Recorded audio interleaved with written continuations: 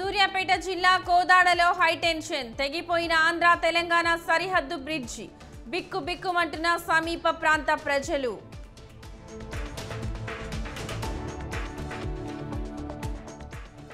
జల దిగ్బంధంలో విజయవాడ సాయం కోసం బాధితుల ఎదురుచూపులు, సహాయక చర్యల్లో నిమగ్నమైన సిబ్బంది. ఖమ్మం జిల్లాలోని మున్నేరు ముంపు బాధితులు సేఫ్, జేసీబీ సహాయంతో బయటకొచ్చిన 9 మంది. సహాయక చర్యలను దగ్గరుండి పర్యవేక్షించిన పొంగులేటి.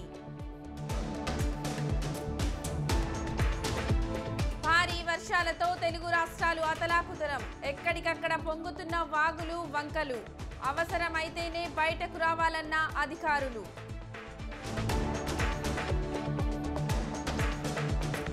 వరద గుప్పిట్లో విజయవాడ నగరం, కృష్ణానదికి ఊహించని స్థాయిలో వరద నీరు, 1,00,000 కుటుంబాలు ముంపులో ఉన్నాయన్న సీఎం. ఏపీలో సహాయక చర్యలకు 6 హెలికాప్టర్లు, 40 పవర్ బోట్లు ఏపీకి పంపామన్న హోం సెక్రటరీ. ఇవాళ రాష్ట్రానికి మరో 4 ఎన్డీఆర్ఎఫ్ బృందాలు. ఎన్టీఆర్ కలెక్టరేట్లోనే చంద్రబాబు బస, సాధారణ స్థితి వచ్చే వరకు ఇక్కడే ఉంటానన్న ఏపీ సీఎం. వరద బాధితుల కష్టాలు తీరే వరకు విశ్రమించనని స్పష్టీకరణ. సీఎం రేవంత్ రెడ్డికి అమిత్ షా ఫోన్, తెలంగాణలో వరద పరిస్థితులపై ఆరా, క్షేత్రస్థాయిలో వరద నష్టంపై వివరణ.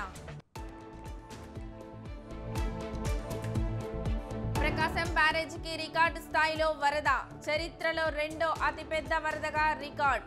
బ్యారేజ్ దగ్గర రెండో ప్రమాద హెచ్చరిక జారీ. బెజవాడలో బుడమేరు వరద బీభత్సం, విజయవాడ మీదుగా వెళ్లే 132 రైళ్లు రద్దు, 93 రైళ్లు దారి మళ్లింపు.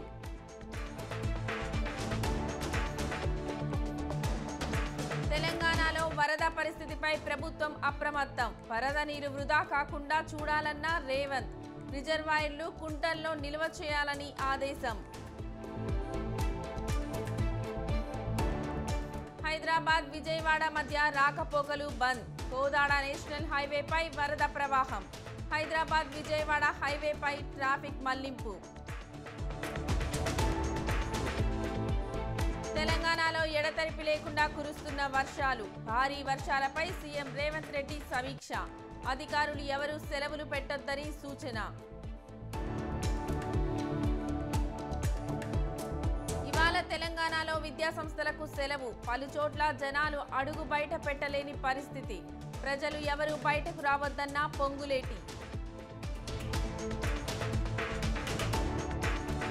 నిన్న ఒక్కరోజే హైడ్రాకు 139 ఫిర్యాదులు, 115 ప్రాంతాల్లో చెట్లు కూలినట్లు హైడ్రాకు ఫిర్యాదులు, 24 చోట్ల వరద నీరు నిలిచినట్లు హైడ్రాకు ఫిర్యాదులు. రాష్ట్రంలో వరదల పరిస్థితిపై స్పందించిన కేటీఆర్, వరద నియంత్రణలో ప్రభుత్వం విఫలమైందని ఆగ్రహం. ఖమ్మంలో పరిస్థితి మరింత దారుణంగా ఉందని ఆందోళన.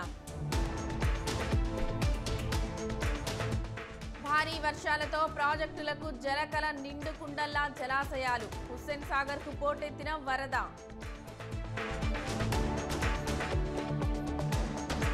హైడ్రా పేరుతో రేవంత్ డ్రామా ఆడుతున్నారు. పేదల ఇల్లు కూల్చాలంటే నోటీసులు ఇవ్వాలన్న ఈటల, పేదల ఇల్లు కూలిస్తే నష్టపరిహారం ఇవ్వాలని డిమాండ్.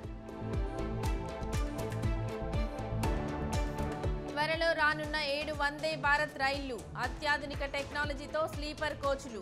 కోచ్ల నిర్మాణాన్ని ప్రారంభించిన మంత్రి అశ్విని వైష్ణవ్. హైదరాబాద్లో బాలకృష్ణ సినీ స్వర్ణోత్సవం, సినీ పరిశ్రమలో 50 ఏళ్లు పూర్తి చేసుకున్న బాలకృష్ణ. అభినందనలు తెలిపిన సూపర్ స్టార్ రజనీకాంత్. మంగళగిరిని అభివృద్ధి చేస్తున్నాం, త్వరలోనే తాగునీటి సమస్యను పరిష్కరిస్తామన్న లోకేష్. ముంపుకు గురైన ఇళ్లను పరిశీలించి బాధితులకు పరామర్శ. ఏపీలో రెడ్ బుక్ రాజ్యాంగం నడుస్తోందన్న అంబటి. పేర్ని నాని దాడిపై చర్యలు తీసుకోలేదని ఫైర్. బొత్స ఫోన్ చేసినా ఎస్పీ ఫోన్ తీయలేదని అసహనం. తెలుగు రాష్ట్రాల్లో వరుణుడి బీభత్సం. వర్షాలపై ప్రజలకు చిరంజీవి కీలక సూచన. అత్యవసరమైతే తప్ప ప్రజలు బయటకు రావద్దని విజ్ఞప్తి.